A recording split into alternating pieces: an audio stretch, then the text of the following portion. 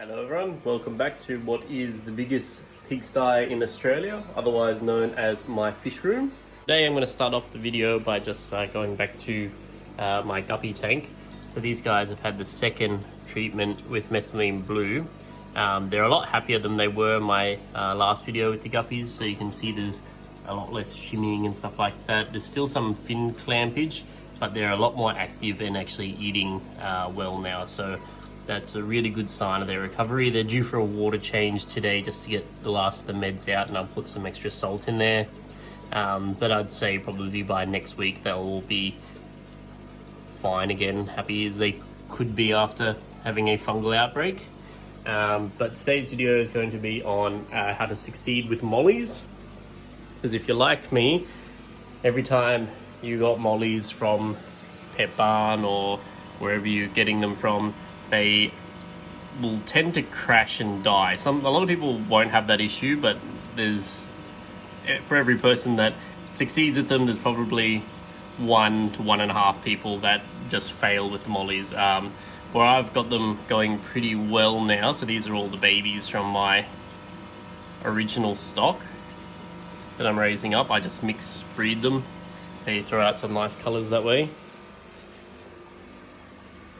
Here's some of the older ones, but there is one of the original stock still in here, and you can see one of the issues that you usually get. She's over this side. So see how sunken in she is. She hasn't got the best body shape compared to these other ones that have got nice round shape to the bodies. She eats well, she's not really shimmying, but you can just see she's just gaunt looking. That can be parasites, but I've done a treatment for her, so it's no longer an issue for her. So it could just be she didn't come from the best stock. But usually you'll find you'll buy them in, you put them into your fish tank, and then within, I've had it happen in a couple of hours. Some people might experience over duration of a week, you'll lose all your mollies. They'll just start dropping dead and dying. And they usually will just sit there kind of like this. You'll get a lot of shimmying, you'll get a lot of fin clamping beforehand, and you'll find that they'll probably sit up, say here in the corner, facing down, and not doing much, and you'll be thinking there's no fungus, there's nothing wrong, you're feeding them the right food. Why they're dying? A lot of the time it's because they are bred in a lot more brackish water than what you'd even give them in the aquarium. So if you're putting 1 teaspoon or tablespoon of salt, aquarium salt, to every 10 liters, that may actually still be on the lower side of the salinity that they were raised in, especially if you're getting ones that come from importers or wholesalers that get them imported. And you've just gone and dumped them into essentially what's a freshwater aquarium, and they really don't like that. So there's a few ways that I've found to actually solve that problem. I'll go outside and I'll show you the first method that I use. This is actually a concrete or cement pond, whatever you'd like to call it. And there's no like pond paint or anything, it's all just exposed cement. You can even see some of the stones starting to eventually wear away and be exposed inside the pond. And that's really important for converting mollies to pure fresh water, because it's the carbonate hardness. That's what they need to go from a higher salinity to a freshwater environment. Is they need to have a transition where it's still really hard water, but it's not becoming hard from having added aquarium salt to the tank. So you can either use a fully cement or concrete pond like this, or you can use big pieces of coral. Don't mind my painted fingers, I should say. My partner was testing out some products at her salon, so I got to be the guinea pig. So that is why I've got lovely chrome fingers. You can use big pieces of coral like this. That will also work really well as well. You can use crushed coral as well, but the cement is usually the cheapest way. So even just going to a hardware store and buying some cement vessel blocks or cinder bricks. That's what I usually use in all my ponds, because it's good for all the live bearers, because all my IBCs and most of my ponds are usually bare bottom, so I add these in there just to get the carbonate hardness up, which is really good for all your live bearers. The first method I use for mollies. This big boy in here came from wholesalers. He's the only survivor of an order of about 10 big male sailfins. This is one of his girlfriends in here. Some Varias platies, some pearl gouramis, neon blue acaras, endlers, Variatus platies, zebra danios, and a whole bunch of other fish that probably shouldn't be in together that are, because this is the tank of the wayward fish. But yeah, so he's the only survivor of 10 large sailfin male mollies that I purchased. These are his girlfriends that were just assorted mollies that I purchased from the wholesaler. Again, out of about 20, there was about 10 survivors, but that was pretty good considering the quality that I got sent from the wholesaler at the time. They were very malnourished, so there wasn't a high chance that they were all going to survive to begin with. But yeah, so the brick or cement pond is the easiest way. If you're lazy like me, just put them in a pond like that. If you're in the warmer area, I know the US is going into summer now, so everyone's starting to be able to do their tubs, so that's the easy way to do it. Just do it in your tubs with some Besser blocks in there. Otherwise, method number 2 is probably the easiest one if you're consistent with your water changes. But if you've seen my video with Nick on keeping fish simple, you know I don't really do water changes unless there's an issue, and I can't find, where is it? Here it is. Sorry about the shaky cam. This is my salt bucket. So I've got what is pretty much a really fine powdered salt. I use the Olive Knot branded stuff, but this is actually the stuff I use for hatching brine shrimp. So this is pretty much pool salt that I buy in a big 20 kilo bag from the supply, like the local pool supplier, and I use it for hatching out the baby brine shrimp. I also use it for converting mollies to freshwater as well. So what I do, if I've got the space, or if you have available small tanks, so say I use a 20 litre tank for an example, I'd probably put 15 tablespoons of salt into this aquarium, so it's a higher salinity in there, and then I have the mollies in there just so they get, the salt will do two things. It'll help them get rid of parasites, but it'll also be more similar to the quality of water that they came in, because when they're going from a high salinity environment to a pure freshwater environment, what's happening is they're going into shock. So fish such as salmon or bull sharks, before they actually swim up a freshwater river, what they do is they actually sit into the mouth of the river first, where they're getting exposed to lower salinity water over a period of time so that they can adjust internally. I think they've got an organ inside them that actually maintains, I think it's the salt level. I should really Google what it is, but it's the same principle. They sit in the river mouth getting used to the different water chemistry, i.e. fresh water, before actually going up into the river system. And this would work as a very similar method. So you've added the salt into here, you're feeding up your fish, you're waiting till they're healthy and happy. Then what you're doing is, when you're doing a water change, you're doing maybe that much of a water change, and then you're topping up back to the original level with just fresh water. And that's all you've got to do. Over a period of a couple of weeks, just drop it down and then raise it up to that level again with fresh water. And what's happening is, over time, the salinity level is dropping. And it's a very easy way for the fish to not be stressed. They're still in an environment where they're getting fed, they're happy, and all of that.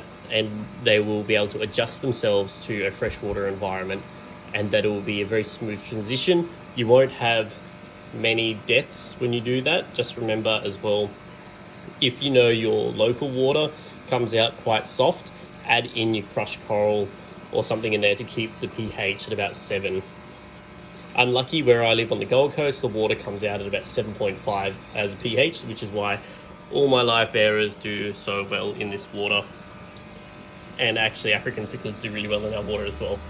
But mollies, even though the pH is right, when you're going straight into fresh water, it does stress them out a lot. So that's the other way. There's a third way to do it, which is, I don't think, very reliable. It's the same method that people use when they getting discus, is they drip acclimate their fish in the bag. But usually when you're getting them from the pet store's not had the salt level high enough anyway, so drip acclimating them from the bag to a freshwater aquarium usually won't yield the best results, just because they've already gone into shock or stress. So that's another important thing to remember too when you're buying your fish from the pet store, especially your mollies. You want to buy the ones that have got a slightly rounded stomach, like what these little guys do. They have not the most plump at the moment because I haven't fed them this morning, but you can see it's not dead flat. It's got that little bit of a roundness to them. And then when they're well fed, that'll be actually round, similar to a platy. And then you don't want to pick fish that are clamping. You don't want to pick fish that are shimmying. They may not have any good ones in the shop when you go there. Be patient, just don't get caught up in the thing that all fish keepers do, where you really want something and you just risk buying a fish that you know isn't looking 100% just because you wanted it. It's just a recipe for disaster. Alternatively, buy them from a breeder, and you'll be able to pick out nice healthy fish similar to this. You can see that is a much better body shape, so he has got a round stomach. That's what you want. Mollies are also very good at eating algae, so you can see them picking the hair algae out of this moss ball here. They're not going to control all your hair algae, which is unfortunate, because if you're like me and you culture hair algae like there's no tomorrow, they'll pull a lot of it off there, and then you'll find it kind of sitting around the tank. I've just picked up a heap of it. That's some that they've pulled off and it's just sitting down there. But they do eat a lot of algae, so it's one of those things. You can feed your mollies algae wafers like you would a bristlenose. They're more than happy to take them, but you will need to make sure you're, again, similar to guppies, you're feeding them a high protein feed at least once a week, and that will help plump them up. But just know when you buy them, if they're very similar to the female that's just gone at the back here, they may never actually come right. And if I was picking the fish, I wouldn't pick the one that looks like this. It's not swimming the best. The spine's not perfectly straight, and the stomach is very flat. This is an early maturing male. You can see the male sex organ, which is the elongated fin that goes flat along the bottom there. Even though the fathers of all these fish are sail fins, it's not a guarantee that they will actually develop the sail fin either, which is quite sad, because it's the bane of my existence trying to breed sail fins that have sail fins. Now, when it comes to breeding mollies, I find mollies are like most live bearers. So the male mollies are very aggressive towards each other. If you only have two males, the weaker one is inevitably going to be killed by the larger male. I've even had this happen as I've bagged up fish. I've bagged them up ready for people to come and pick up, and they've wanted two males and 3 females, or whatever ratio they wanted, and then in the bag, when they've come to collect them in the span of 20 minutes, one male has killed the other. I have experienced this sort of aggression a lot. So if you're going to only get a couple of sail fins, or assuming you're getting sail fins, the balloon mollies don't seem to be as bad, obviously, because they've got a body deformity, so they can't really attack each other in the same way. But if you're getting sail fins similar to this guy here, and you want to have two males, make sure you've got at least 2 tanks, because if you're going to have them in the same tank, eventually one is going to get bullied to death by the other. If you have 3 males, you might get away with it, but I would say if you're going to have multiple males in the same tank, you need about 5 of them, just to stamp out the aggression with them all being equally aggressive to each other rather than just the dominant one or two picking on the other one. So for the ratio for the females, you can have Mollies as a 1-to-1 ratio. So you can have one male to one female. I've never experienced that being an issue. The Neo and Blue Acaras are wanting to be the hogs here. This is not about you, sorry. So you can have them as a 1-to-1 ratio, and they don't seem to be as intent on chasing the females the same way guppies would. But even then with guppies as well, I've never experienced issues having them as a 1-to-1 ratio. So this is a little female here. These guys I need to probably pull out of this tank. I've had them in here because everyone that sees this male wants to buy them, and people don't really want to take no for an answer when you're a breeder and people come to your house, so that's one thing to remember. This female, see how she has a more rounded stomach. It's still a little bit flat because I got to feed them today, but she's swimming much better. She's got a more rounded stomach, so that's why I kept her out here with him. So hopefully when I put her into the breeding tank, when she's a bit fatter and closer to popping, I'll actually have a better success rate than if I was to leave him in with the other female, because I don't think I'm going to get a very good spawn out of them otherwise. And as you can see, the entire time these mollies have been grazing on all the plants, so they are very good at picking off little bits of algae. But when you've got your tanks on with the lights on for as long as I do, you're going to culture a lot more algae, so I've got to manually remove some of this stuff. So raising up the fry, I usually, if I'm doing it in a colony situation, I'd make sure I have it very densely planted, similar to this side of the tank, and less so like this, with only a couple of plants being here, because they will predate on their babies. They're not as bad as, say, a swordtail is at eating their fry, but they will do it. The best result, again, with any live bearers, if you separate the fry from the parents and then you raise them up separately, you always get a better result or faster growth out of them if you do that. So this one in here is quite small to the other fish in here, but it was born in this tank and is probably not that much younger than, say, the other smallest ones in here, like this one at the top here. But because there's so many fish in here and all different sizes, the growth is a lot slower. So it would be a similar age to the ones I've got in the tank over here, which are about double its size. And then again, with the mollies, because they are a little bit more aggressive live bearer, bigger ones like that, or this one here that you're in with your fry, you would want to start removing them so that you can get even growth across all the fry. Do not keep your mollies in with your guppies. They will outcompete them for food.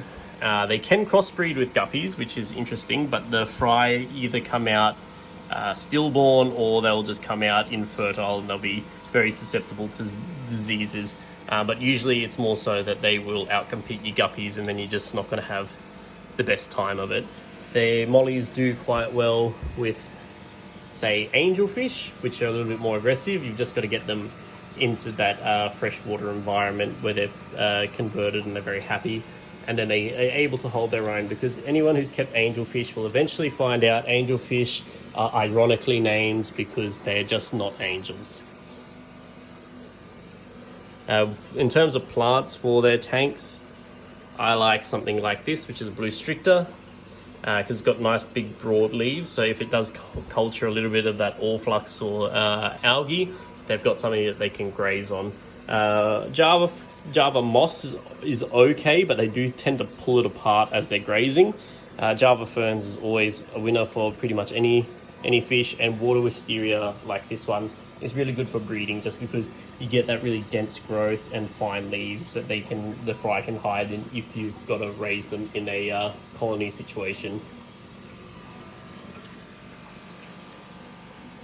Temperature wise, they do prefer to be a little bit warmer than guppies, so I'd say about 24 degrees. But having said that, I have successfully kept them outside on the Gold Coast all year round, and at nighttime temperature has been known to drop to 4 degrees. But because they were in a cement pond, in the full sun for the whole day, it did retain its temperature a lot better. So that's one thing to keep in mind, that they can't tolerate a low temperature for very long, and they will always do better if they're just at that little bit higher of a temperature, about 24, 25 degrees Celsius. One thing again I should probably say, so the gestation period for mollies is a little bit longer than swordtails and guppies. So they will take about 30 days for a guppy or swordtail to drop fry consistently, where mollies seem to be a bit over a month. So if you've got a really fat female and it's been a month and you're thinking, oh, maybe she's not actually pregnant or whatever, just give it a little bit more time. They do take a little bit longer to drop fry.